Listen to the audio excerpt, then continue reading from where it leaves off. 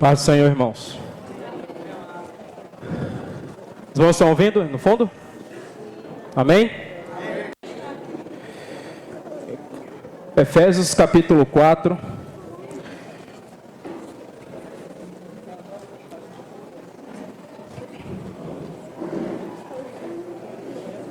Verso 11. Efésios capítulo 4, verso 11.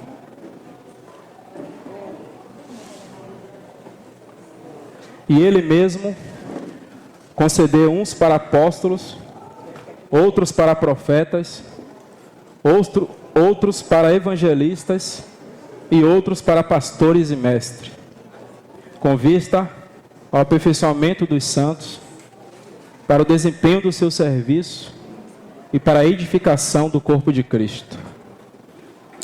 Senhor,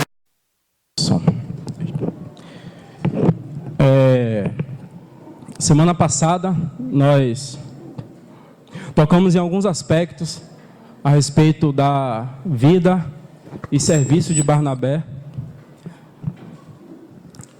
Podemos ver alguns princípios que o serviço, ele nunca deve ser para nós mesmos, mas, como vimos na vida de Barnabé, a sua preocupação, a sua inquietação, era que outros fossem edificados e que o Senhor pudesse avançar na sua obra.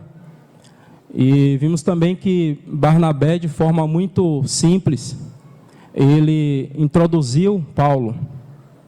E nós lemos até o capítulo 12 de Atos, e ali na igreja em Antioquia, quando os irmãos estavam reunidos, e o Senhor estava fazendo uma obra ali, Barnabé foi enviado àquela igreja, e quando chega lá, ele vê a graça do Senhor na vida dos irmãos, e ele então volta e chama Saulo, ainda jovem, ou seja, ele sempre preocupado com os interesses do Senhor. Ainda que Barnabé fosse já um homem já de idade, uma referência na igreja em Jerusalém, mas ele está preocupado com o avanço do Senhor. Ele introduz o então apóstolo Paulo ali naquela igreja em Antioquia. Mas antes de seguirmos no capítulo 13, temos ainda algumas situações que acontecem com Paulo, com Barnabé. Ainda tem alguns princípios que podemos aprender da vida e serviço desse irmão. Mas antes eu gostaria de tocar em um ponto com os irmãos, que está aqui em Efésios, onde nós lemos, quando diz que o Senhor concedeu uns para apóstolos, outros para profetas, outros para evangelistas, pastores e mestres, e com vista ao aperfeiçoamento dos santos. Nesses dias, irmãos, mais que nunca, nós precisamos orar para que o Senhor, Ele, de fato, alcance aquilo que Ele deseja quando Ele estabeleceu esses homens dons à igreja. Nós estamos vivendo um período que tem sido assim muito difícil, porque essas coisas elas têm sido confundidas, principalmente na cristandade, onde nós vemos esses dons que Deus concede a alguns desses homens como títulos, ou muitos o fazem, talvez usando isso para trazer glórias para si, ou outros o fazem para, de alguma forma, serem promovidos. Mas a intenção do Senhor, ao conceder dons aos homens, foi para o aperfeiçoamento dos santos. A intenção do Senhor, ao conceder dons aos homens, foi para que a igreja fosse edificada. E nós que temos entendido, com a graça do Senhor, que temos entendido que fomos chamados para poder sustentar o seu testemunho, deve pesar uma responsabilidade no nosso coração de responder e responder bem a graça que o Senhor tem nos dado. E por que eu estou dizendo isso? Porque também, irmãos, no nosso meio, eu digo, aqueles que o Senhor tem chamado para poder dar um testemunho real e vivo da sua pessoa, nós também precisamos tomar muito cuidado para que a preocupação ou o zelo em excesso de querermos sustentar aquilo que é o testemunho do Senhor, ou defender a pura palavra do Senhor, nós também não sejamos pegos, ou venhamos nos perder naquilo que o Senhor não deseja. E quando diz aqui que o Senhor estabeleceu profetas, sabemos que nos nossos dias, esses profetas, eles passam por aqueles que são ministros da palavra, né? Aqueles irmãos que Deus tem dado a carga e a graça na ministração da palavra. E quando nós paramos para pensar um pouco a respeito disso, nós precisamos nos arrepender diante do Senhor, porque parece, irmãos, que há muita coisa confusa, e o Senhor nos ajude para que, ao tocar nesses assuntos, nós fazemos em fraqueza, reconhecendo que nós não estamos em nenhuma posição além do que falamos, no sentido de que nós não estamos sujeitos a isso, muito pelo contrário, mas precisamos, diante da palavra do Senhor, nos arrepender. Precisamos nos arrepender e reconhecer que, se a palavra do Senhor ela é a autoridade máxima na igreja, nós temos que nos curvar diante dela. E quando, irmãos, Deus estabeleceu profetas, também com vista ao aperfeiçoamento dos santos, nós precisamos parar e fazer algumas perguntas. Qual que é a função desses? Qual que é a função desses irmãos que ministram a palavra? Eu não sei se você já se perguntou isso, mas o que acontece aqui todos os domingos, quando o irmão levanta para poder ministrar a palavra, e nós temos tantos outros irmãos que estão ouvindo, julgando, nós não temos que entender que esse assunto ele pode ser simples, leviano, ou pode ser feito de qualquer forma. É claro que a palavra do Senhor ela precisa ter o seu lugar, e nós precisamos sempre estar ministrando a palavra do Senhor. Mas tem um salmos que diz que, como maçãs em uma bandeja de prata, com maçãs de ouro, maçã de prata, prata ou ouro? Ouro em salvas de prata. Os irmãos estão antenados. Muito bom. Com maçãs de ouro em salvas de prata, assim é a palavra do Senhor dita a seu tempo. E é isso que eu gostaria de chamar a nossa atenção. E que o Senhor nos ajude para que possamos tocar nesses assuntos que é delicado, mas, como disse, precisamos ser fiéis aqui à carga que o Senhor tem nos dado. Eu quero ler com os irmãos Números, capítulo 9. Números, capítulo 9, a partir do verso 15.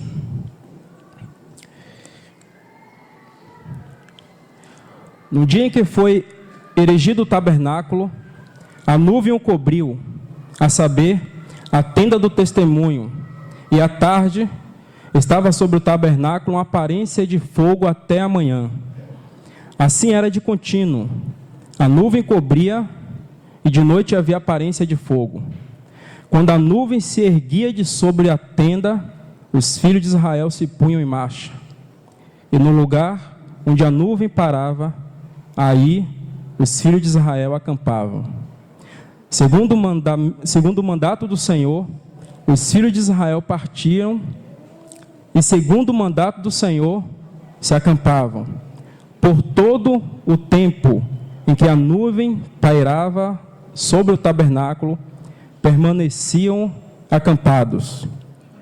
Quando a nuvem se detinha muitos dias sobre o tabernáculo, Então os filhos de Israel cumpriam a ordem do Senhor e não partiam. Às vezes, a nuvem ficava poucos dias sobre o tabernáculo. Então, segundo o mandato do Senhor, permaneciam, e segundo a ordem do Senhor, partiam. Às vezes, a nuvem ficava desde a tarde até a manhã. Quando pela manhã a nuvem se erguia, punham-se em marcha, quer de dia, quer de noite. Erguendo-se a nuvem, partiam. Se a nuvem se detinha sobre o tabernáculo por 2 dias, ou 1 mês, ou por mais tempo, enquanto pairava sobre ele, os filhos de Israel permaneciam acampados e não se punham em marcha, mas, erguendo-se ela, partiam. Segundo o mandato do Senhor, se acampavam, e segundo o mandato do Senhor, se punham em marcha. Cumpriam o seu dever para com o Senhor, segundo a ordem do Senhor, por intermédio de Moisés. Esse texto é claro para nós que o povo de Israel, eles seguiam a nuvem. Se a nuvem parasse por 2, 3, 5, 1 mês, seja qual for o espaço de tempo, eles então não se moviam.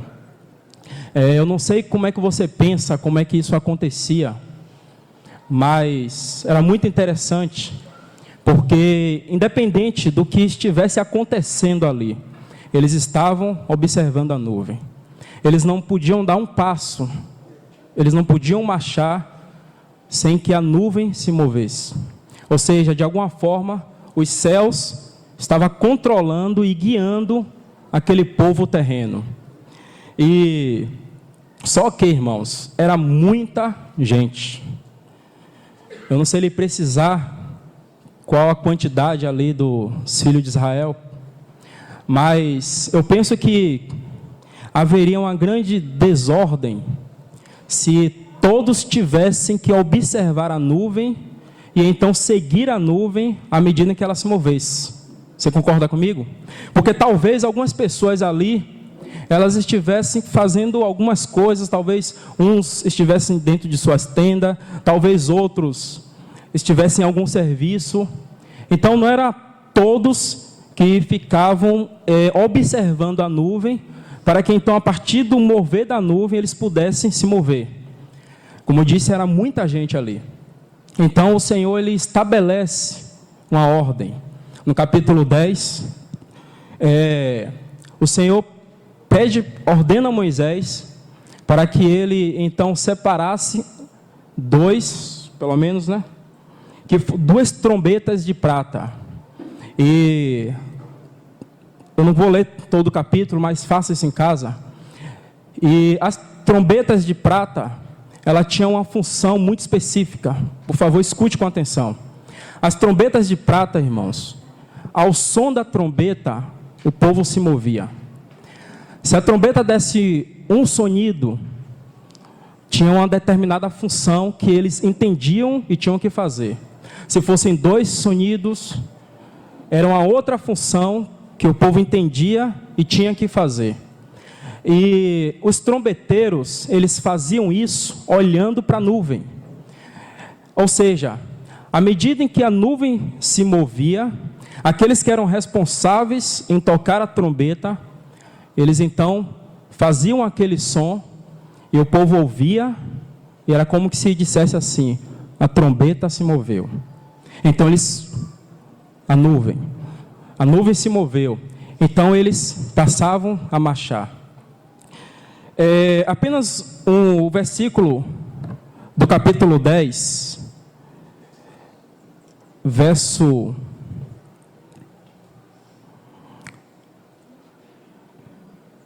3: quando tocarem, toda a congregação se ajuntará a ti, à porta da tenda da congregação.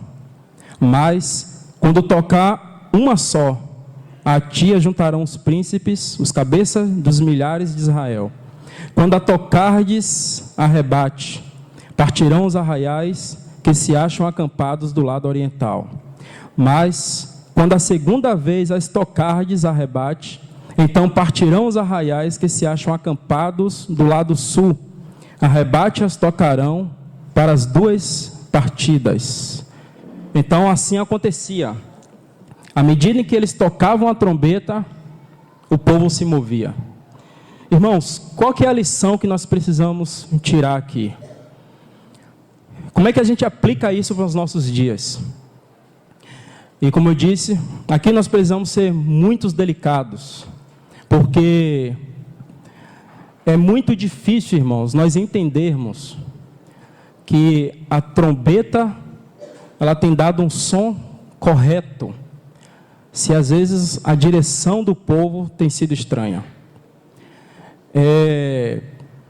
Quando os irmãos, principalmente os irmãos aqui que tocam os instrumentos, se os irmãos tiram um tom e nós cantamos em um outro, não fica algo estranho? Se nós cantamos, porque eu não entendo muito de música, eu não entendo nada de música. Se nós cantamos em uma estrofe, em um tom em dó, sei lá, mais ou menos assim, e você vai tirar a nota de um hino em ré, ou em um si maior, eu acho que os irmãos estão me entendendo, né? Ou seja, irmãos, se não há harmonia entre quem canta e quem toca, certamente você terá uma confusão no sentido da harmonia da música. E é mais ou menos assim, irmãos.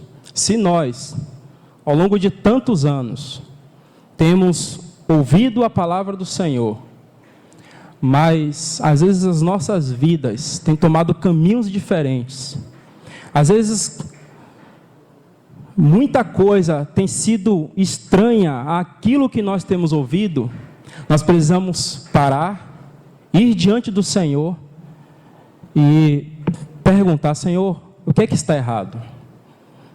Por que nós não temos respondido aquilo que o Senhor tem nos falado? Ou se o Senhor tem nos falado de fato aquilo que é a sua direção, por que nós temos tomado caminhos diferentes? Nós precisamos parar, irmãos, e ir diante do Senhor e pedir que Ele nos ajude nesse aspecto.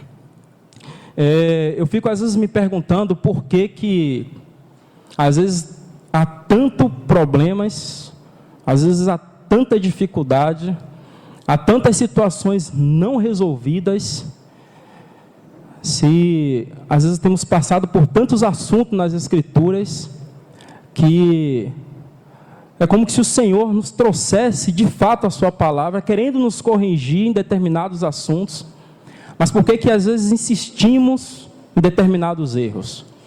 É claro que na igreja, eu ouvi isso uma vez, e é bem verdade, sempre haverá os 3 estágios, sempre haverá adultos, crianças e jovens, sempre. Mas é estranho, irmãos, é estranho você chegar em um determinado grupo caseiro, onde tem irmãos que estão caminhando com o Senhor há muito tempo, já alguns anos, e você encontrar dificuldades primárias, você encontrar irmãos passando por situações, eu digo, no desenrolar às vezes da reunião, que parece que esses irmãos não foram fundamentados, parece que são criancinhas, parece que são novos irmãos ali. É estranho tudo isso. Nós precisamos questionar, nós precisamos perguntar por que nós temos caminhado há tantos anos e ainda pecamos em coisas tão pequenas. Por que nós temos caminhado há tantos anos e ainda temos nos permitido, se é que eu posso falar assim, cair ou ter atitudes tão diferentes daquilo que nós temos ouvido? Precisamos parar e ir diante do Senhor. Nós precisamos orar ao Senhor para que, primeiro, aqueles que ministram a palavra, eles o façam isso de acordo com a nuvem, de acordo com o mover do Senhor, de acordo com aquilo que o Senhor quiser para aquele determinado tempo. Porque, irmãos, Paulo vai nos falar isso em Coríntios: se a trombeta ela der um som incerto, como o soldado ele vai se preparar para a batalha. Precisamos orar para que aqueles que ministram a palavra, eles estejam de acordo com o mover do Senhor. Eles estejam debaixo da nuvem, seguindo o mover da nuvem. Mas, se o erro não está aí, nós precisamos também observar o que as Escrituras diz com respeito a quem ouve a palavra. Daniel, esse texto é muito conhecido nosso, no capítulo 9, diz assim, que Daniel, ele entende pelos livros que o ano de cativeiro do povo de Israel havia terminado. Então, quando Daniel entende isso pelos livros, o que é que ele faz? Ele se prontifica a orar e a pedir ao Senhor que então tirasse aquele povo do cativeiro e levasse de novo a Jerusalém. Se por um lado, irmãos, aqueles que ministram a palavra, eles precisam seguir o mover da nuvem, eles precisam estar na direção do Espírito. Por outro lado, aqueles que ouvem a palavra, eles precisam fazer isso com fé. Há uma advertência em Hebreus que diz que aquele povo ficou prostrado no deserto porque eles não acompanharam a palavra com fé. E quando Daniel ele resolve fazer isso, houve alguma coisa nos ares. Alguém tentou impedir que a oração de Daniel chegasse aos céus. E você conhece o texto. Então, irmãos, o assunto não é tão simples assim. Se por um lado o Senhor levantar aqueles que Ele deseja que fale, aquilo que Ele deseja que seja ministrado no seu tempo, por outro lado, aqueles que ouvem, eles não podem resistir. Eles precisam entender, Senhor, se essa é a sua palavra, me ajude. E nós, não como indivíduos apenas, mas também como igreja, nós precisamos responder aquilo que o Senhor tem nos falado. Porque, irmãos, os anos podem passar, o tempo pode passar, e nós apenas sermos falantes e ouvintes. E não é isso que o Senhor deseja. Se por um lado nós precisamos de um equilíbrio naqueles que falam, eles precisam falar de acordo com o mover e a direção do Espírito. Por outro lado, aqueles que ouvem precisam também, ao se expor diante da palavra, eles precisam dizer, Senhor, nos ajude, Senhor. Nós queremos ser fiéis à sua palavra. Nós precisamos, irmãos, acompanhar a palavra com fé.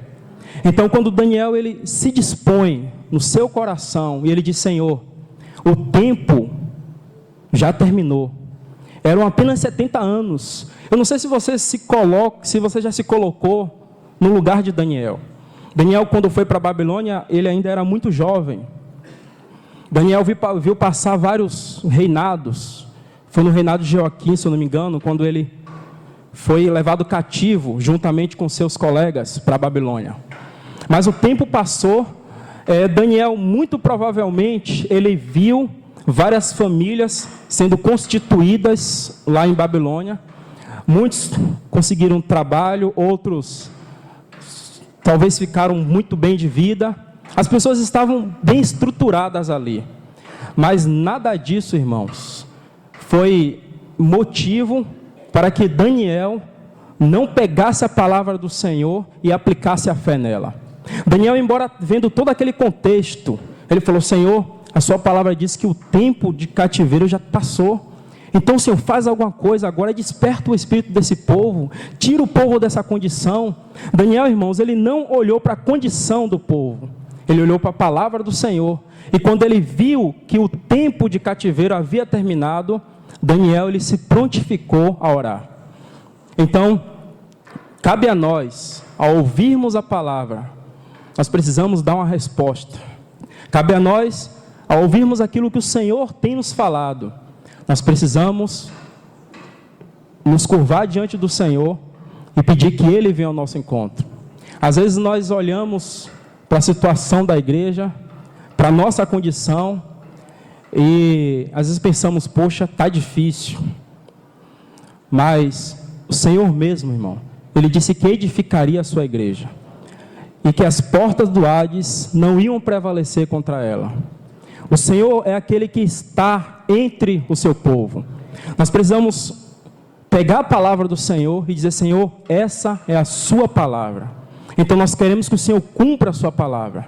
Nós precisamos parar de olhar para nós, olhar para as dificuldades que muitos de nós temos visto, e precisamos curvar o nosso joelho, assim como Daniel, e dizer: Senhor, desperte o teu povo. Senhor, faça aquilo que está no seu coração, cumpra o que está nas Escrituras. Essa, irmãos, deve ser a condição do nosso coração ao nos expor diante da sua palavra. Porque, como disse, Satanás ele tem trabalhado, irmãos, de forma muito valente. Satanás tem trabalhado para poder cansar nossa mente. Ele tem trabalhado para trazer incredulidade no nosso interior. Ele tem trabalhado de forma intensa para nos levar a olharmos para nós mesmos e nós não conseguirmos ver aquilo que o Senhor já estabeleceu nas Escrituras. E quantos de nós temos nos sentido assim, cansados mentalmente, cansados na obra, cansados no serviço, cansados naquilo que o Senhor nos incumbiu e nos encorajou de fazer? Nós temos nos sentido cansados, e essa tem sido a obra de Satanás. Ele tem tentado e vai intensificar cada vez mais, a todo custo, para que eu e você olhe e diga: poxa, não tem jeito. Mas às vezes precisamos daquela caixinha de surpresa. Você já viu uma caixinha de surpresa que tem versículos de promessas? Às vezes nós precisamos dela. Nós não temos que de todo excluí-la. Porque tem muitas das verdades nas Escrituras que às vezes nós esquecemos. Há muitas promessas na palavra do Senhor que às vezes, por estarmos tão cheios de tantas preocupações da vida, nós nos esquecemos de muitas verdades que há nas Escrituras. E nós precisamos ser lembrados disso. Nós precisamos abrir a palavra e sermos lembrados daquilo que está escrito e aplicar a nossa fé. E curvar o nosso joelho e dizer: Senhor, cumpra a sua palavra. Senhor, não importa qual seja a nossa condição, nós queremos que o Senhor edifique a sua igreja. Porque o Senhor é o Senhor dela. E o Senhor disse que edificaria e que as portas do Hades não iam prevalecer. Então, Senhor, cumpra a sua palavra. Nós precisamos, irmão, nos posicionar de forma tal que por meio de nós o Senhor tenha caminho para cumprir aquilo que Ele deseja. O irmão Ni, ele nos explica que Deus, por um determinado de tempo, e esse que nós estamos vivendo aqui, Deus quis que fosse assim. Deus ele não estabeleceu homens e mulheres para servi-lo como seres ou objetos que são robôs. Ele dá uma seguinte explicação: ele não vai pegar um livro, vai pôr sobre a mesa, ou então ele vai mover de um lugar para o outro, sem que esse livro ele tenha vontade própria. O Senhor, ele conosco, ele age de forma muito diferente. Nós temos vontade própria, mas o desejo do Senhor é que nós possamos responder aquilo que Ele deseja. O Senhor edificará a sua igreja, e Ele deseja de fato contar conosco, mas nós precisamos responder, irmãos. Nós precisamos dizer: sim, Senhor, queremos a Tua palavra e queremos a Tua vontade. A igreja, ela precisa responder o que acontece nos céus. Nos céus nós temos a vontade do Senhor estabelecida e plena. Agora na igreja, essa vontade precisa ser trazida e precisa também ser respondida. Então que o Senhor nos ajude, irmãos. Amém? Voltemos para Atos capítulo 13.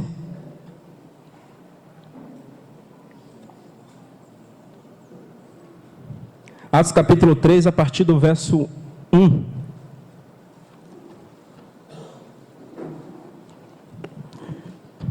Continuando então a respeito da vida e serviço de Barnabé.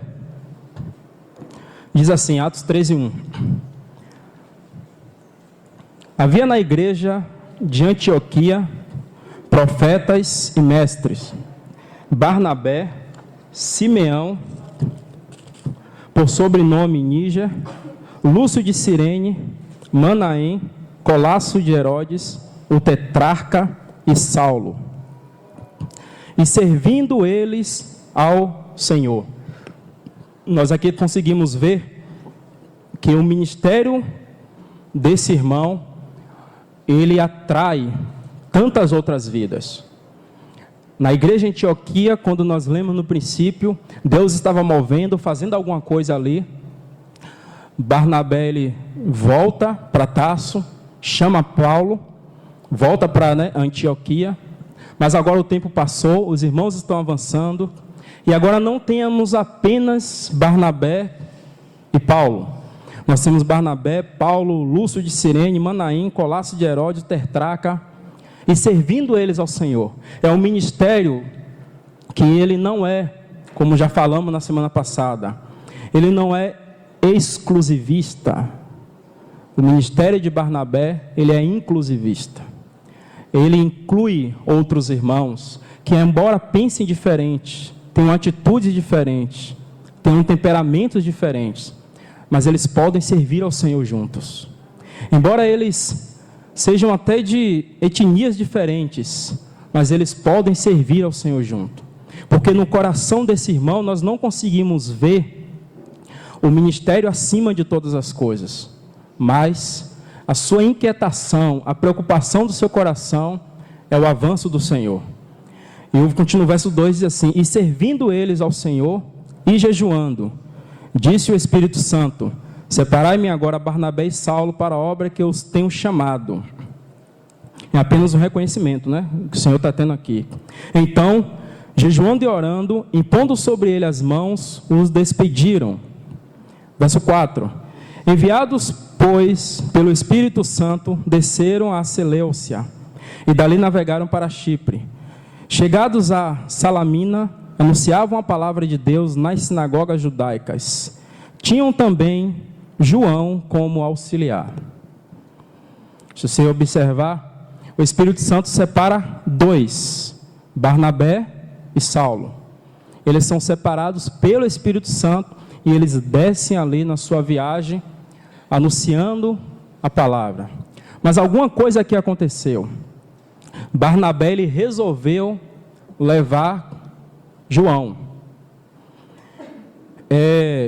Nós vamos ver lá na frente que isso vai causar um certo desconforto, um probleminha santo. E aqui, irmãos, quem tá levando João Marcos é Barnabé. O Espírito Santo separou a Barnabé e Paulo, mas ele leva também João Marcos. Talvez nós podemos, se você for muito ao pé da letra, você pode achar que Barnabé ele está errado, porque o Espírito Santo separa Paulo e Barnabé. Então, por que ele tinha que levar João Marcos? Não é verdade? Você já pensou sobre isso? Mas, à medida que nós estamos lendo, nós vamos, se você for ver, pelo ponto de vista do coração de Barnabé, ele não está errado. Porque, como já temos falado, o que Barnabé, irmãos, uma das suas funções é introduzir outros irmãos na obra do Senhor. E assim como ele fez com Paulo, ele também está fazendo aqui com João Marcos. O seu ministério, ele é contínuo, o ministério desse irmão é contínuo. A sua preocupação não foi apenas com Saulo, que se tornou Paulo. Ele agora também está preocupado com João Marcos, ainda um jovem aqui também. Agora que Paulo já está avançando, caminhando, então o Espírito Santo separa esses dois irmãos. Eles tinham que visitar algumas igrejas, tinham que descer para fazer o seu trabalho missionário. E aí é como que Barnabé fizesse assim: poxa, vou levar João também. João é útil, João vai nos servir como auxiliar. E então eles fazem isso. Continuando, verso 13. E navegando de Pafos, Paulo e seus companheiros dirigiram-se a Perge da Panfilha. João, porém, apartando-se deles, voltou para Jerusalém. Eu não li os versículos que se seguem, mas a viagem acontece aí, mas quando chega aqui, em um dado momento da viagem, João Marcos, ele cai fora. João Marcos desiste de continuar a viagem, por algum motivo, ele volta. E está implícito nesse texto, nesse versículo, irmão, nós não temos aí o nome de Barnabé, mas Barnabé está junto aqui com esses irmãos. Barnabé tinha descido juntamente com eles. E, como eu disse semana passada, é interessante também todos os poucos versículos que falam da vida de Barnabé, mas são versículos muito interessantes, porque, embora não fale nesse versículo 3 o nome de Barnabé, o Espírito Santo aqui, de alguma forma, ele já quer nos levar a entender que o ministério de Barnabé é que precisa ser evidenciado, e não o seu nome. Embora Barnabé estivesse aqui com eles, o nome de Barnabé não é mencionado. E nós vamos entender o porquê. Quando Paulo, irmãos, João Marcos se aparta deles, e Paulo então começa a pregar em Antioquia. Paulo dá um testemunho que está aí a partir do verso 16. Paulo vai discorrer de vários assuntos nas Escrituras. Quando chega no versículo 42, olha o que acontece. Ao saírem eles, 13:42 de Atos, ao saírem eles, rogaram-lhes que no sábado seguinte lhes falassem estas mesmas palavras. Despedida a sinagoga, muitos dos judeus e dos prosélitos piedosos seguiram Paulo e Barnabé, e estes, falando-lhes, os persuadiam a perseverar na graça de Deus. O ministério está avançando, o Senhor está fazendo a sua obra. Agora você percebeu que não é mais Barnabé e Paulo? O Espírito Santo agora fala Paulo e Barnabé. Até antes desse versículo, todas as citações que você for ver, você vai ver Barnabé e Paulo, Barnabé e Paulo. Quando chega no versículo anterior que nós lemos, não temos mais o nome de Barnabé, ainda que Barnabé estivesse com eles. E agora o Espírito Santo está nos dizendo Paulo e Barnabé. Ou seja, irmãos, o ministério de Paulo, de alguma forma Barnabé introduziu. Agora Paulo precisa caminhar com suas próprias pernas. Agora o apóstolo Paulo, ele precisa avançar naquilo que ele foi chamado pelo Senhor. Então o Espírito Santo aqui, de alguma forma, ele muda a ordem e diz Paulo e Barnabé. Com isso, nós não podemos perder de vista que Paulo, diante de Barnabé, ele é um jovem. Amém? Porque Barnabé, irmãos, ele tem um reconhecimento da igreja em Jerusalém. Barnabé já é um irmão maduro, avançado. E Paulo está aqui caminhando com eles. Já passou por muitas experiências, sim. Mas Barnabé ainda é um ancião aqui entre esse grupo de irmãos. Mas o Espírito Santo, ele está evidenciando aqui o ministério de Paulo. E o versículo 46 também diz: então, Paulo e Barnabé. Está vendo? O Espírito Santo, ele agora está falando Paulo e Barnabé. E o resultado disso, irmãos, veja o versículo 52 do capítulo 13. Os discípulos, porém, transbordavam de alegria e do Espírito Santo. Quando a ordem, quando há mover do Senhor, quando há harmonia nos ministérios, quando não há uma cobrança ou uma exigência de reconhecimento, a alegria nos discípulos e a alegria do Espírito na vida de todos. Esse é o resultado daqueles que caminham de acordo com a direção do Senhor. E esses irmãos estão crescendo. No versículo 1 do capítulo 14, em Icônia, Paulo e Barnabé entraram juntos na sinagoga. Observe que João Marcos já não está mais com eles. Barnabé, eles continuam servindo ao Senhor juntamente com Paulo. Mas nós vamos perceber que essa saída de Barnabé, de João Marcos, ela gerou alguma coisa no interior de Paulo. Embora eles continuassem ali servindo o Senhor com os irmãos, é como se Paulo dissesse assim: tá bom, ele foi, eu não vou falar nada aqui para ninguém não, vamos seguindo. Eles continuam servindo o Senhor. Quando nós chegamos no capítulo 15, irmãos, antes do versículo 35 diz assim: Paulo e Barnabé demoraram-se em Antioquia, ensinando e pregando com muitos outros a palavra do Senhor. Você viu que coisa maravilhosa nós também temos aqui? Paulo e Barnabé, eles continuam pregando em Antioquia, mas, mais uma vez, eles não estão sozinhos, com muitos outros irmãos, agora estão juntos com Paulo e com Barnabé, e eles estão pregando a palavra do Senhor. Você vê que o ministério desse irmão, ele não está isolado, não é um ministério solitário. Como já temos falado, irmãos, me permita repetir, a sua preocupação é que outros irmãos sejam incluídos e que outros irmãos possam também servir ao Senhor. Todas as vezes que nós temos o ministério de Barnabé, nós vamos ter uma multiplicação de serviços, nós vamos ter uma multiplicação de dons, uma multiplicação de ministérios, nós vamos ter uma multiplicação de irmãos que vão falar, que vão servir ao Senhor, porque esse irmão, é essa a preocupação do seu coração. O versículo 36, alguns dias depois, disse Paulo a Barnabé: voltemos agora para visitar os irmãos por todas as cidades nas quais anunciamos a palavra do Senhor, para ver como passam. E Barnabé queria levar também a João, chamado Marcos. Mas Paulo não achava justo levarem aquele que se afastara desde a Panfilha, não acompanhando no trabalho. Houve entre eles tal desavença que vieram a separar-se. Então Barnabé, levando consigo a Marcos, navegou para Chipre.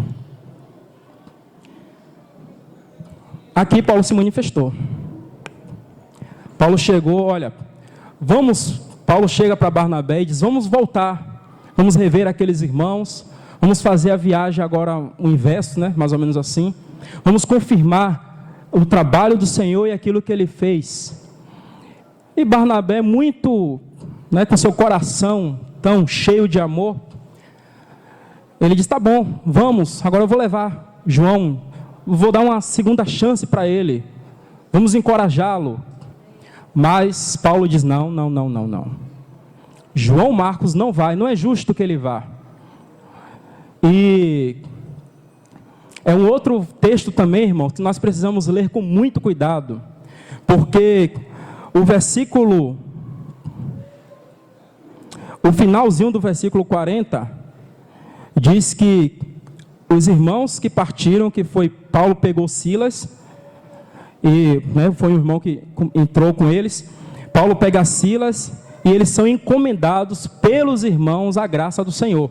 Ou seja, os irmãos reconhecem ali o que Paulo fez e encomendados pela graça do Senhor, Paulo vai com Silas.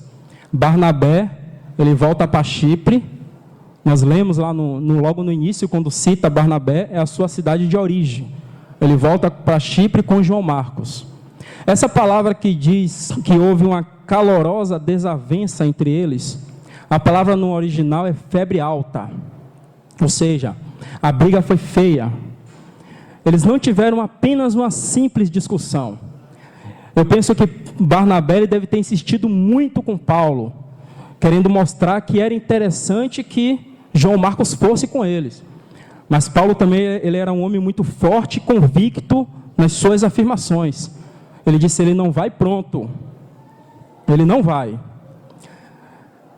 A atitude de Barnabé, irmãos, talvez se fosse eu ou você, nós teríamos uma atitude diferente.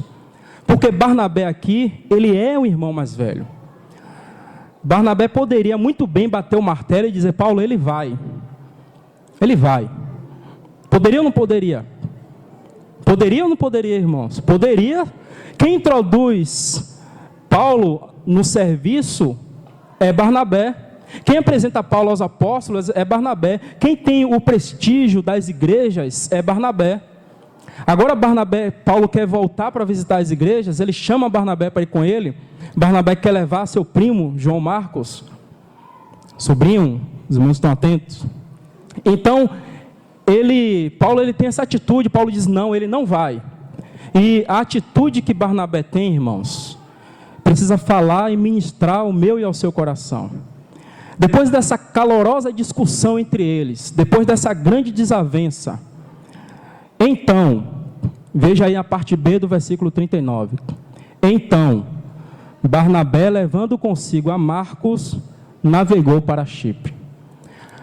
Quantos de nós temos esse então, quando o assunto são os interesses do Senhor? Quantos de nós preferimos perder quando o assunto é a obra do Senhor?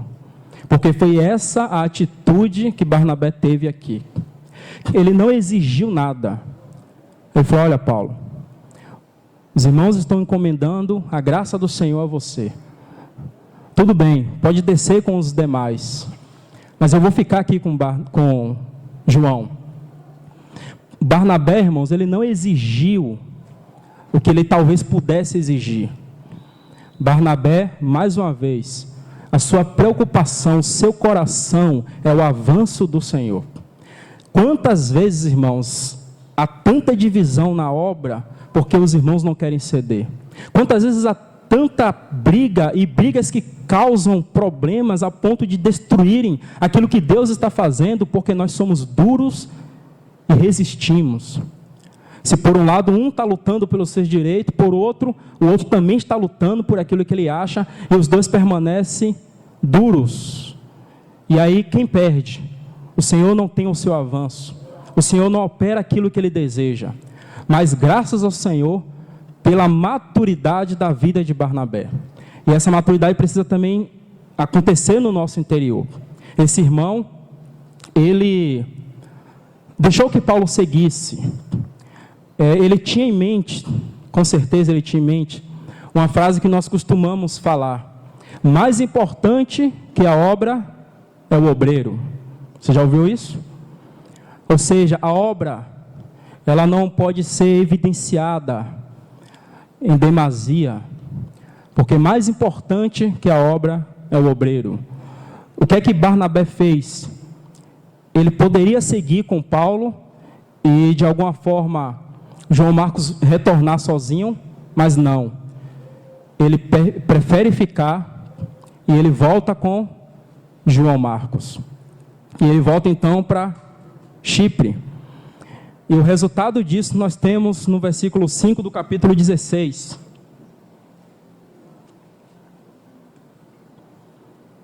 Assim, as igrejas eram fortalecidas na fé e dia a dia aumentavam em números. Você não teve problema no progresso da obra do Senhor por causa dessa desavença entre esses irmãos. A obra do Senhor permaneceu, as igrejas continuaram sendo edificadas, e o Senhor continuou avançando naquilo que ele estava fazendo. Mas Barnabé, ele volta para Chipre. Se você continuar lendo o livro de Atos, eu pelo menos dei passei umas páginas bem rápido, e eu não consegui mais ver o nome de Barnabé.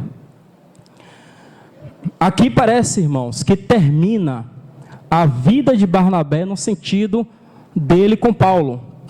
Porque os versículos que se seguem, a gente vai ver o avanço de Paulo, aquilo que ele está fazendo nas igrejas, com os irmãos, mas Paulo não está mais com Barnabé. Ele não mais está seguindo com Barnabé. Barnabé volta para Chipre com João Marcos. E parece, irmãos, que tem sido assim na vida de todos aqueles que realmente desejam servir ao Senhor, única e exclusivamente para os interesses do Senhor.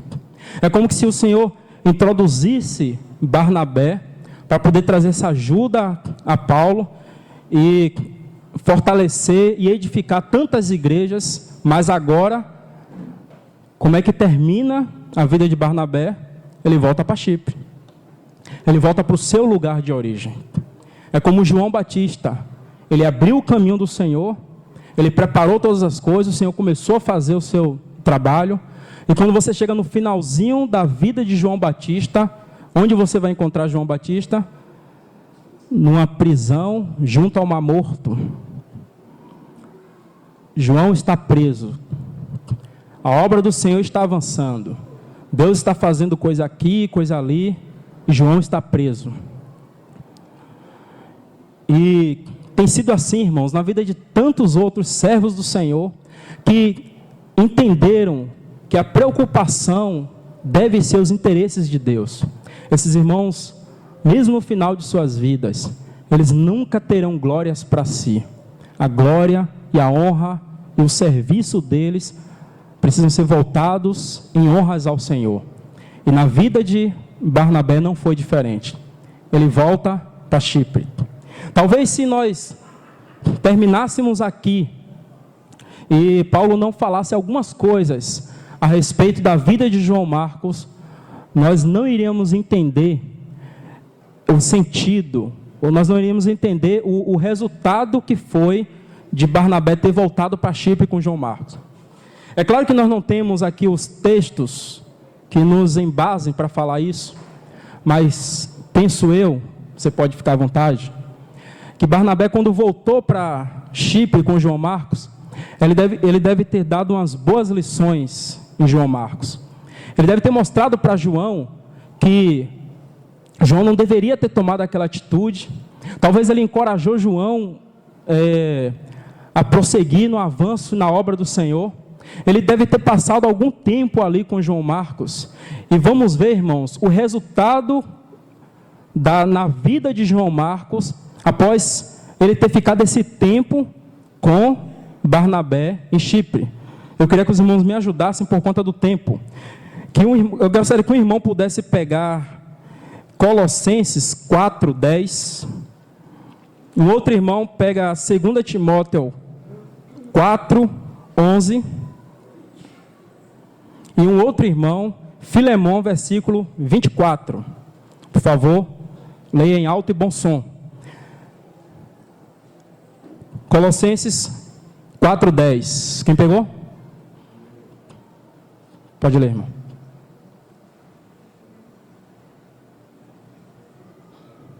Colossenses 4:10.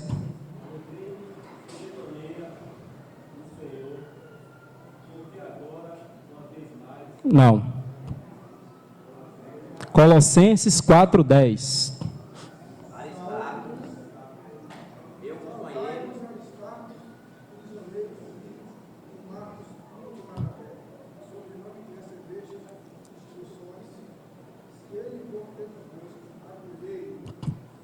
Os irmãos ouviram? Paulo em Colossenses aqui ele está dizendo, olha, saudai Aristarcos e também João Marcos. E ele diz assim, ó, se ele for ter convosco, recebei-o. Paulo está agora dando testemunho de João Marcos. Paulo agora está falando que aonde João Marcos for, ele é um irmão digno de confiança. Ele é um irmão que precisa ser recebido. Ele é um irmão útil. O próximo versículo, quem pegou? Somente Lucas está comigo. Toma contigo Marcos e traz-me, pois me é útil para o ministério. Você ouviu? Toma também a João Marcos e traz-me, pois ele me é útil. Antes não era. Antes, quando ele tinha saído e tinha se desviado por não seguir a Paulo na viagem, Paulo falou, não, esse irmão aqui não é útil para voltar conosco, não. Não é justo que ele vá. Mas agora, irmãos, Deus fez alguma coisa na vida de João Marcos, através da vida e de ministério de Barnabé. E agora, quando Paulo ele está escrevendo nas suas cartas, ele diz, olha, traz João Marcos, porque ele é útil para o ministério. Irmãos, que o Senhor nos ajude. O Senhor nos ajude para que essa carga e esse coração que houve na vida desse irmão, possa também haver em nós. Que Deus levante irmãos e irmãs que tenham esse ministério de Barnabé. Irmãos, quantas vidas nós podemos salvar? Você entende o sentido que eu estou falando? Quantos irmãos que às vezes eles pararam na sua caminhada, ou alguns outros que por algum motivo eles não continuam mais caminhando naquilo que foi chamado pelo Senhor. E nós precisamos daqueles irmãos que são como Barnabé, que vai se unir a esses irmãos e vai de alguma forma encorajar ele, e vai de alguma forma dizer para esse irmão que ele é útil para o Senhor, que ele precisa se erguer, ele precisa se levantar e servir ao Senhor. E muito provavelmente foi isso que Paulo fez, foi isso que Barnabé fez na vida de João Marcos. Quem pode ler 2 Timóteo 4:11? Desculpa, Filemão, né? 1:24.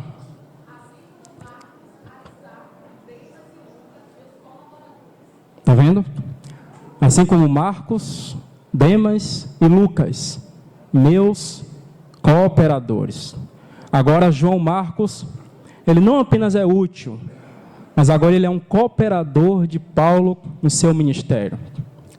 Ou seja, irmãos, a atitude que Barnabé teve lá no início, como foi útil e necessário para o avanço da obra do Senhor, por um lado, e por outro lado, a atitude dele em levar João Marcos consigo foi útil e também salvou a vida de João Marcos. Que o Senhor nos ajude para que essa vida de serviço e ministério, que é compartilhada, seja compartilhada no seio da igreja, para que haja avanço e crescimento na vida de tantos outros irmãos. 1 Coríntios, irmãos, capítulo 12.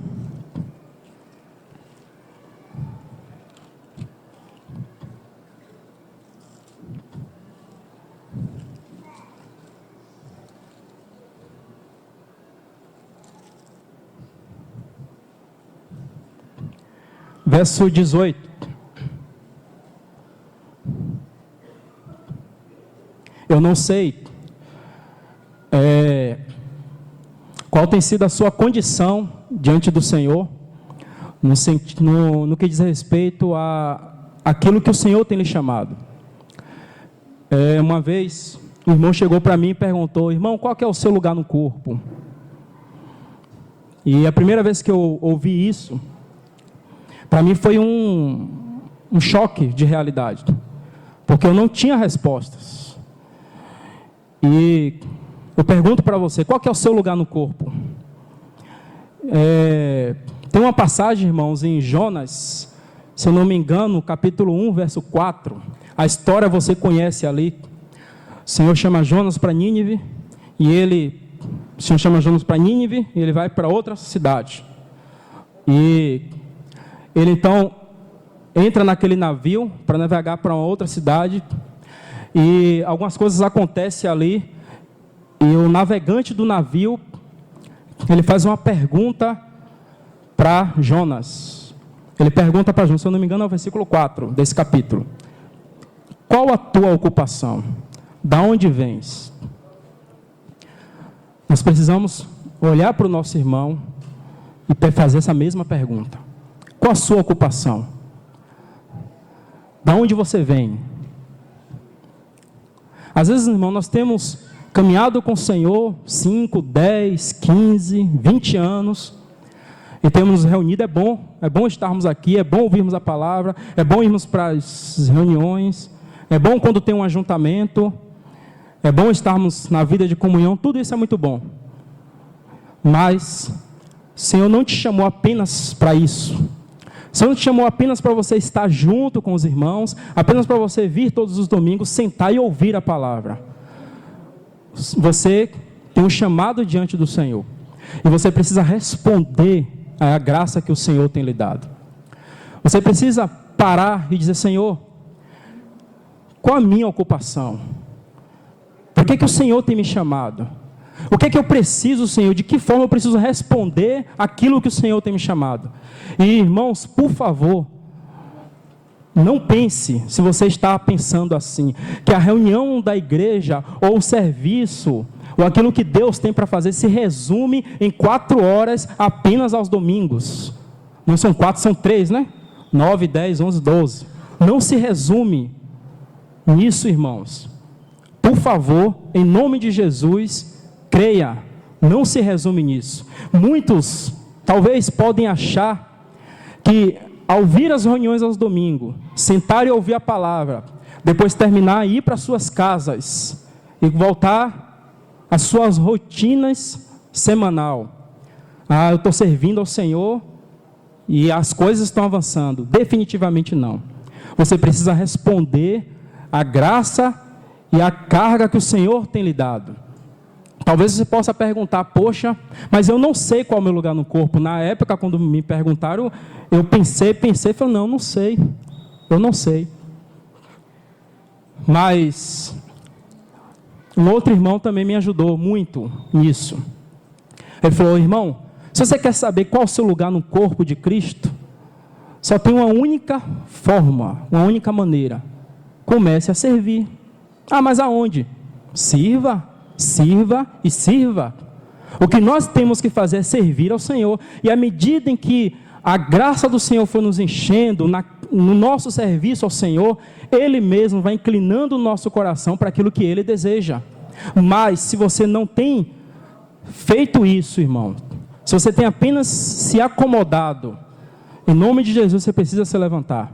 Você precisa se levantar e servir ao Senhor. Você foi chamado para servir ao Senhor. Amém? O versículo de Coríntios diz assim, mas Deus dispôs os membros, colocando cada um deles no corpo como lhes aprouve. Mas Deus dispôs os membros, colocando cada um deles no corpo como lhes aprouve. Graças ao Senhor. Porque Deus é Ele que faz isso. De acordo com o seu coração, de acordo com a sua disponibilidade, Ele colocou os membros no corpo. E o texto que nós lemos esse versículo, Paulo ele vai fazer uma relação em relação ao corpo humano. O olho não pode dizer à mão, não preciso de ti. Não é verdade? E aí ele diz, porque todos precisam uns dos outros. E tem sido assim, irmãos. Você que está aí sentado na sua confortável cadeira, não é tão confortável assim, né? Mas o Senhor te chama para algo. E você precisa responder à graça do Senhor. Mas o tempo tem passado, irmãos. E já é hora, penso eu, de respondermos aquilo que o Senhor tem nos chamado. Nós não podemos nos tornar como aqueles que Pedro diz, que alguns, eles se tornaram inativos e infrutuosos, no pleno conhecimento de nosso Senhor Jesus Cristo. Nós precisamos conhecer o Senhor, mas não apenas isso. A nossa vida e serviço precisa responder a isso. À medida que você conhece o Senhor, você precisa servi-lo. E à medida que você vai servindo, Deus vai lhe concedendo graça. Então que o Senhor nos ajude, irmãos. Eu quero ler também um outro versículo, está em Romanos, capítulo 12.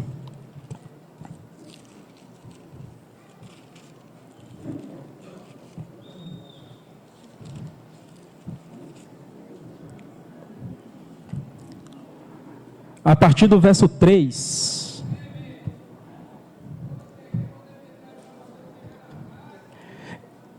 Desculpa, a partir do verso 6, por conta do tempo que o nosso horário já avançou. Romanos 12, 6 diz assim, tendo porém diferentes dons, a graça que nos foi dada, se profecia, seja segundo a proporção da fé. Se ministério, dediquemo-nos ao ministério, ou ao que ensina, esmere-se no fazê-lo, ou ao que exorta, faça-o com dedicação, o que contribui com liberalidade, o que preside com diligência, quem exerce misericórdia com alegria. Paulo está encorajando os irmãos, aqueles que têm dons, aqueles que a graça do Senhor foi concedida a algo. Ele está dizendo, olha, se você ensina, se esmere nisso. Se você tem um dom de liberalidade, faça isso com dedicação. Irmão, nós precisamos falar isso uns para os outros. Nós precisamos encorajar uns aos outros no serviço ao Senhor. Às vezes nós temos nos sentido tão desanimados, como eu disse, com as coisas dessa vida. E é importante, irmãos, que o ministério de Barnabé, ele possa crescer em nosso meio, para que outros sejam encorajados no seu serviço ao Senhor. Que o Senhor nos ajude, irmãos, para que aquilo que Ele deseja, Ele faça em nós. Que o Senhor nos ajude para que possamos responder à graça do Senhor. Eu sei que é muito difícil, às vezes nós nos encontramos em determinadas situações, ou até mesmo condição de vida, que nós às vezes ficamos um pouco retraídos, e nós não queremos avançar naquilo que o Senhor tem nos chamado. Mas não é bom, irmãos, ficarmos nessa condição. Se precisamos nos arrepender, nós precisamos recorrer ao sangue do Senhor Jesus. Nós precisamos ir diante do Senhor e dizer: Senhor, se o Senhor tem me chamado para isso, me ajuda, Senhor. Eu quero responder aquilo que o Senhor tem me chamado. Quantos irmãos o Senhor tem chamado para a pregação do Evangelho? Quantos irmãos o Senhor tem chamado para se dedicar às Escrituras? Quantos irmãos o Senhor tem chamado para visitar? Quantos irmãos o Senhor tem chamado para gastar um tempo de oração? Às vezes pesa no seu coração para orar por algumas coisas, às vezes a carga vem no seu coração, e eu não sei se você já se sentiu assim, pesado, e você não consegue ficar aliviado enquanto você não dobrar seus joelhos e orar.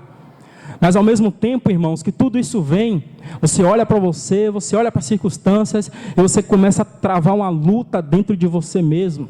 E às vezes quando você para orar, você gasta um tempo só tentando calar as vozes que há no seu interior, para só depois você começar a orar. Não sei como, irmãos, você vai ser conduzido nisso, mas exercite. O que nós não podemos é parar. O Senhor deseja fazer algo em nós e por meio de nós. E nós precisamos ir diante do Senhor e dizer: Senhor, se o Senhor tem trazido essa carga e esse peso no meu coração, me ajude a ser fiel. Se o Senhor tem me chamado para pregar o Evangelho, Senhor, me ajude a ser fiel. Me ajude a ser fiel naquilo que o Senhor tem me chamado. Que o Senhor nos ajude, irmãos, e nos conceda a sua graça, para que Ele avance em nós aquilo que Ele deseja. Vamos ter essa prática. Vamos começar a perguntar uns aos outros. Vamos começar a incomodar uns aos outros. Vamos começar a encorajar uns aos outros. Porque a palavra de Deus diz, irmãos, que o tempo se abrevia. E nós deveríamos estimular uns aos outros ao amor e às boas obras. Porque os dias são maus. Então, ao invés de termos críticas, vamos encorajar os nossos irmãos, para que possamos juntos servir ao Senhor no Espírito e servir ao Senhor com alegria, reconhecendo graça na vida de quem serve, não apenas reconhecendo graça, encorajando os irmãos no seu serviço ao Senhor. Pelo fato de alguns serem olho e você talvez ser pé, você não pode dizer que você não vai precisar do seu irmão. Você tem que dizer: ó Senhor, quanto eu preciso da carga desse irmão. Eu não posso ver isso, mas ele pode ver, Senhor, que bom. E o irmão que é olho, ele pode dizer: poxa, eu não posso caminhar sem os pés. Então, irmãos, Deus dispôs assim os membros no corpo.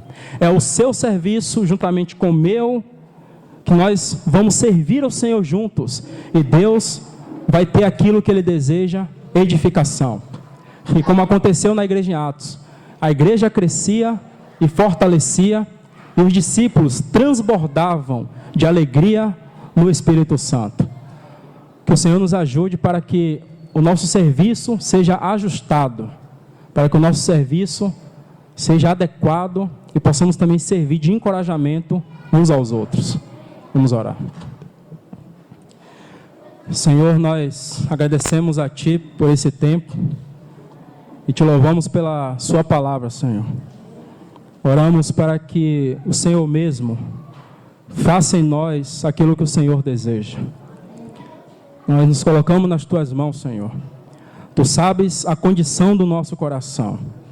Oramos para que o Senhor avive em nós o dom e a graça que o Senhor tem nos dado, nos encorajando, Senhor, e nos levando a servir ao Senhor com alegria. Nos ajuda, Senhor, a olharmos para Ti, para que o Senhor avance naquilo que o Senhor deseja. E que o Senhor também possa contar conosco. Que o Senhor encoraje cada um de nós no serviço ao Senhor. Pedimos no nome do Senhor Jesus. Amém.